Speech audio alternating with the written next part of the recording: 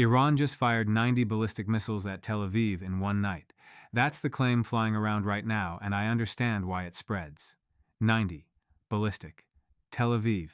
In one sentence, your brain hears new phase, bigger scale, everything's changing. But here's what I need you to do for 10 seconds before you believe it, repeat it, or panic about it. Ballistic missile headlines are the easiest kind of headline to exaggerate, because most people don't know what they're actually counting. So in this video, I'm going to give you three things right up front, so you know exactly what you're staying for. I'm going to give you three fast checks that tell you whether 90 in one night is likely, inflated, or mislabeled. I'm going to explain how missile numbers get manipulated, even when nobody is technically lying. And I'm going to give you three realistic outcomes of what a night like that would mean, psychologically, militarily, and strategically, without turning this into fear content. And here's the mini payoff immediately, so you're not waiting for the point. When people say 90 missiles, the real question is not, is it scary? The real question is, 90 of what? Launched, tracked, intercepted, or landed? Because those are four different numbers. All right, quick value first, and then you can comment. Here are the three checks you can do in under a minute the next time you see a claim like this. First check, is the number tied to a source that can actually count? Because in these situations, the most accurate counters are usually radar-based military statements, emergency services summaries, or reporting that cites official tallies. A random viral account can't count launches, it can count posts. Second check. Does Tel Aviv mean the city, the metro area, or toward central Israel? A lot of headlines use Tel Aviv the way people use New York. They mean the whole region because it's the most recognizable word. Third check. Does the story match the pattern of how attacks are described? Because big overnight attacks are often described in salvos or waves, not as one continuous blob. If you see 90 at Tel Aviv with no breakdown, no time window, no wave count, no mention of multiple alerts, it might be a content upgrade. Now you've gotten value, so here's the quick ask. Comment one word, credible, or clickbait, based on your gut reaction to that claim. Then keep watching, because I'm going to show you how to stop guessing and start evaluating. Now let's talk about why this specific claim, 90 ballistic missiles in one night, is so hard for the average viewer to process correctly. Because people hear 90 ballistic missiles and picture 90 direct hits. That is not how this works. Ballistic missiles are fast, they create short decision windows, and they're terrifying even when most are intercepted. But in a modern defense environment, 90 launched does not equal 90 impacts. And this is where you have to understand a boring truth that is more important than any dramatic headline. Missile defense is not a shield. It's a probability system. Under inventory limits. Even the best systems in the world don't promise nothing gets through. They promise we reduce the damage, we prioritize what matters, and we try to keep the system alive. So if Iran fired 90 ballistic missiles in one night, whether the number is exact or inflated, here's what you should expect to be true if the event was real and extreme. You'd expect multiple alert windows. You'd expect prolonged shelter guidance. You'd expect a visible change in national rhythm, air traffic disruptions, emergency response saturation, widespread damage reports, or at least widespread interception footage, and official messaging that stays consistent across multiple hours. Not because it's dramatic, because that's what a large sustained threat does to a society. Now let's get into the most important part, how numbers get twisted without anyone needing to invent a fake missile. There are four common number games in missile headlines. Number game 1, counting projectiles that aren't ballistic missiles. Sometimes a missile count includes drones, cruise missiles, rockets, decoys, and ballistic missiles together. The headline chooses the scariest label, ballistic, because it hits harder emotionally. Number game 2, counting intercept attempts as incoming missiles. If a defender fires multiple interceptors at one target, someone watching the sky can think they saw multiple missiles. They did. Multiple interceptors. That's not the same thing as multiple incoming ballistic missiles. Number game 3. Counting radar tracks instead of confirmed launches. In heavy electronic environments, tracking can split and merge. One object can generate multiple tracks temporarily. That's not a conspiracy, it's just messy sensing in a crowded sky. Number game 4. Counting toward Tel Aviv as at Tel Aviv. A missile headed toward central Israel that's intercepted or lands elsewhere can still get packaged as hit Tel Aviv because it's the most recognizable location label. So when you hear 90 ballistic missiles at Tel Aviv, you should translate it into a calmer, more accurate question.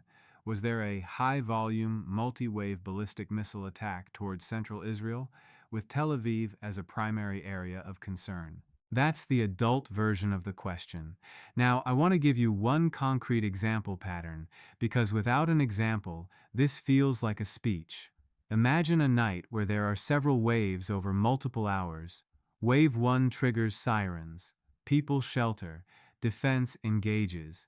Wave 2 comes later, maybe after everyone tries to breathe. Wave 3 hits when fatigue is high. To a civilian, that can feel like 3 hours straight, even if there are gaps. To social media, it becomes 90 missiles non-stop, because non-stop gets clicks. So the experience can be real, and the caption can still be inflated. Now let's talk about what 90 ballistic missiles would mean from a military perspective, because this is where the real implications are, and it's not just big boom. A large ballistic barrage stresses three things at once. First, decision windows get compressed. Ballistic threats move fast, so defenders have less time to classify, prioritize, and engage. Second, magazines get strained. Missile defense is limited by how many interceptors are available and how quickly they can be fired and reloaded. Even if interception is successful, the expenditure matters. Third, coordination gets harder. In saturated environments, the risk of misidentification, late engagements, or wrong prioritization rises, not because people are incompetent, but because the environment punishes certainty. This is why the most important consequence of a huge night isn't just physical damage, it's system stress. Now, I'm going to say something that's going to annoy people who want a simple narrative. A night can be the most intense psychologically without being the most intense by raw launch count. Because fear is heavily influenced by duration and uncertainty, not just number. A shorter, higher volume event can feel less psychologically crushing than a longer, repeated wave night that keeps people on edge. So when people argue about the number, 90, 70, 120, sometimes they're missing the point. The point is whether the attacker can sustain pressure and whether the defender can sustain clarity. Now, let's bring it back to Tel Aviv, because the word Tel Aviv does a lot of emotional work. Tel Aviv isn't just a dot on a map in the public imagination. It's a symbol of population density, of economic life, of the center. So Tel Aviv is used in headlines to trigger maximum attention. That doesn't automatically make it fake, but it does mean you should expect exaggeration around that word. Now, I promised you 3 realistic outcomes of what a night like this would mean. Here they are, tight and practical. Outcome 1. High interception, low damage, high psychological impact. This is more common than people realize. People spend hours sheltering. The sky is loud, interceptors light up the night, and even if physical damage is limited, the psychological cost is enormous. In this outcome, the attacker wins attention and stress, even without winning damage. Outcome 2. Partial leakage with wide area incidents. Even high-performance defense can't guarantee a perfect night, especially under volume, complexity, and timing. In this outcome, some warheads get through. Impacts may occur, casualties may occur, and emergency response becomes a major part of the next day's story. This outcome doesn't require defense collapse, it requires reality. Defenses leak. Outcome 3. A deliberate endurance strategy. This is the one many people miss because they think war is always about a knockout punch. Sometimes the point of repeated waves is to force the defender to live in a constant, expensive posture, spend interceptors, burn crew stamina, keep society on edge, and push decision makers toward harder choices. In this outcome, the weakness being exploited isn't a single system flaw. It's the cost and endurance burden of defense under repeated salvos. Now, if you want to know which outcome you're looking at, don't chase the hottest clip. Watch for 3 signals. Signal 1. Official clarity over time. Do credible sources converge on a consistent count and timeline, or does the story mutate and upgrade every hour? Real events stabilize, fake or inflated narratives mutate. Signal 2. Evidence of sustained alert posture. Not one clip, not one boom. Sustained, repeated alerts, and sustained emergency response activity. Signal 3. The next night pattern. This is the simplest and most underused rule. Day 1 is chaos. Day 2 tells you if the chaos is contagious. If the very next night shows similar scale again, that suggests sustained capability and strategy.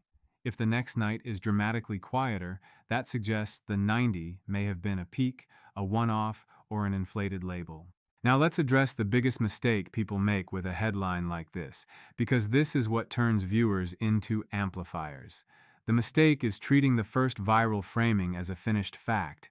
People don't say, reports claim Iran fired 90 missiles. They say, Iran fired 90 missiles. Full stop. And the moment you say it like that, you've emotionally committed. Then, if the true number comes out different, you don't update, you defend. That's not analysis. That's identity. So here's the discipline that keeps you credible. Say, claimed, until it's confirmed. Let confirmation earn your certainty, and yes, that makes you slower than the algorithm. It also makes you right more often. Now to the real question underneath the headline. Even if the number is exaggerated, why does this story matter? Because it points to the modern reality of high-tempo missile warfare. The fight isn't only about who lands more hits. It's about who can sustain pressure without breaking their own system, militarily, economically, and psychologically. If Iran can generate repeated large waves, it tests Israel's endurance.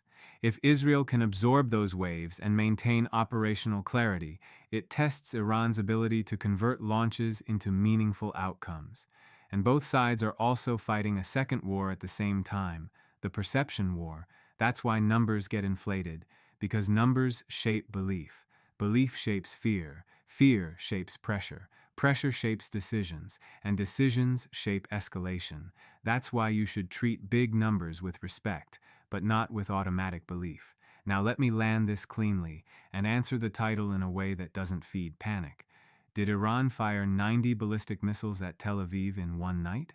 That exact phrasing is a claim, and it's a claim that can be technically true, partially true, or inflated depending on what's being counted and what Tel Aviv means in the source. But the bigger truth is this.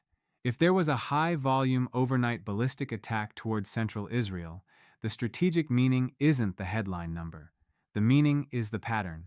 Volume, duration, saturation, and the defender's cost to stop it. Now I want your take, and I want it in a smart way. If you had to choose, which matters more in this war, raw launch numbers, or the defender's ability to sustain interception and clarity over weeks? And when you see a number like 90, do you think it's mostly accurate reporting or mostly a perception weapon? Drop your answer in the comments.